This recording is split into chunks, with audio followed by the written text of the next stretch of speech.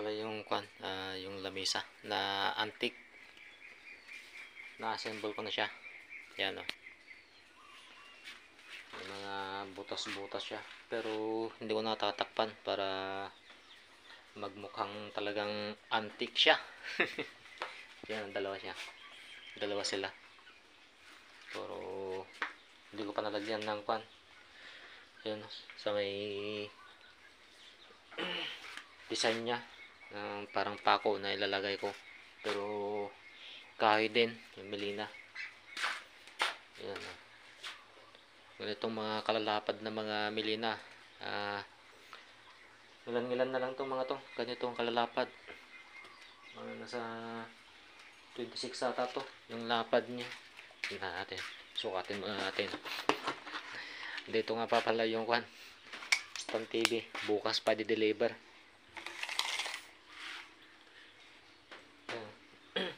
Nasa 25 megit. Pero dito sa kabila 28. Dito nga sa kabila yung isa 26. Tsaka dito sa 30. So ayan, ito yung 6 feet. Ito naman yung 5 feet. So ewan ko kung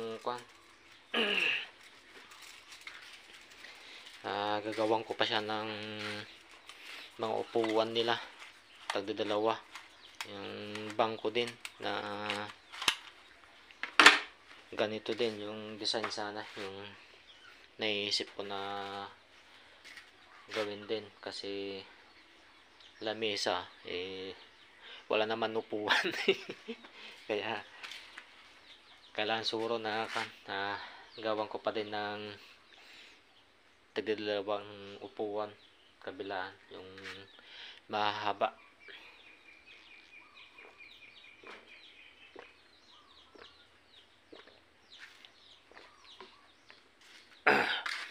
Saka ito yung ginagawa ko ngayon. Ito lang naman yung order. Yan ayan yung shurak at plywood. Alas 3:30 pa lang pero nabitin ako ng ganito yung pate na pinapahid. Wala namang pambili. Kapos talaga. Bukas na lang siguro kukuha ako ng pera yung may-ari nito. Mag-advance ako. Labor lang naman ako dito. 1.5 lang pati barnis na pati kabit. Yan siya yung patayo. Ayan. Tagdi dalawang sapatos. 1, 2, 3, 4, 5, 6, 7 na butas. Dito sa may pader na to hindi ko nalalagyan sa gilid. Diyan sa kabila. Kitapos ako ng pati. Alas 3:30 pa lang. Siguro kukuha ko mamaya.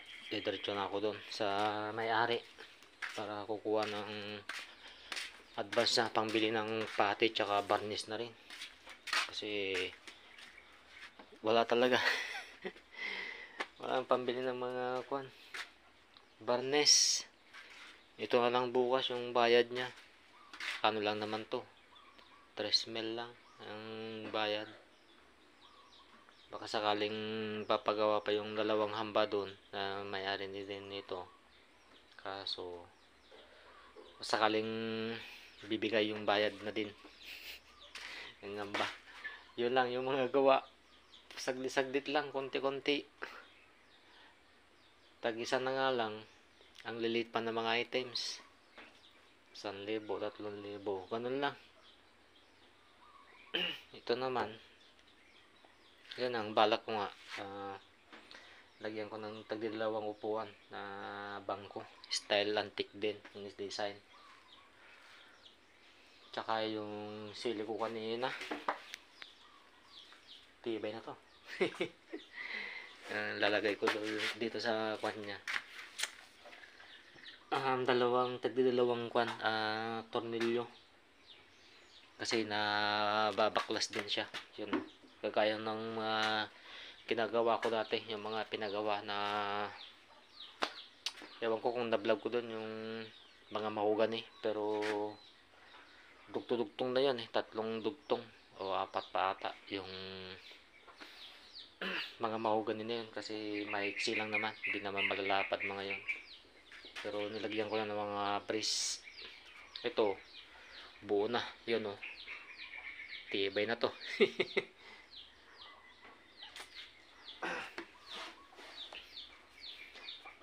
Yung sili ko ang mura na yung kuwan ko kanina, ilang kilo lang, 9 kilo yung nahani namin kahapon, yung napitas namin ni nanay. Tapos yung per kilo na ngayon ng baba, nasa 90 na lang, wala na 100. Biglang bumaba, akala ko nasa 100 pa, pero magki-Christmas na, pero biglang bumaba yung presyo. Oo nga pala, yung problema ko ngayon naman, natapos yung lapnos niya, yung mga uod naman yung yung namimisti ngayon sa mga bunga niya, kaya i-sprayan ko ngayon mamaya siguro mga bandang alas 5, alas 3 pa niya, alas 3 pa naman eh. Yan, alas 4 na, alas 5 pa siguro, kasi pupunta pa ako doon, yung may-ari nito doon. Pupunta ako ng pambili ng pate tsaka barnis para matapos na rin, at siguro Sabado bukas, sa Lunes na kakabit namin.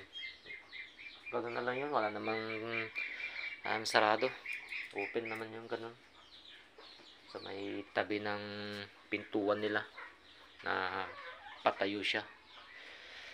Sa likod ng pintuan walang magawa talaga.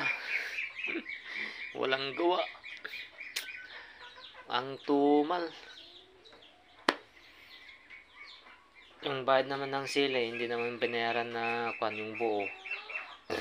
Nag-advance lang naman yung bumili ng buyer. Ganun naman yung nila, kalakaran nila o pinagbayad sa mga nila,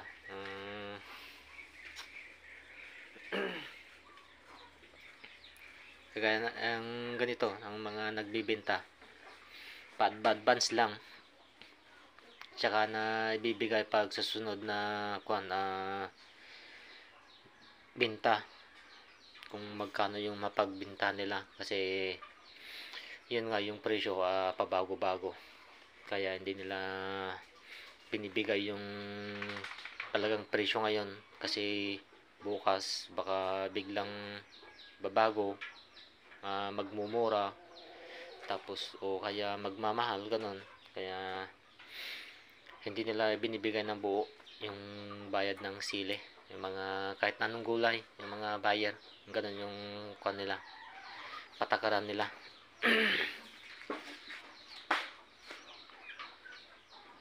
Kaya siguro yung naman yung sinabi ni tatay, pang uod yung sili, yung gold, para sa mga uod naman. Uwian na naman ng aga-aga. Walang magawa talaga, tingga na. Malapit na yung unang bayaran ng motor, pero wala pang pambayad. Ayan ko, bahala na. So ayan, uwian na.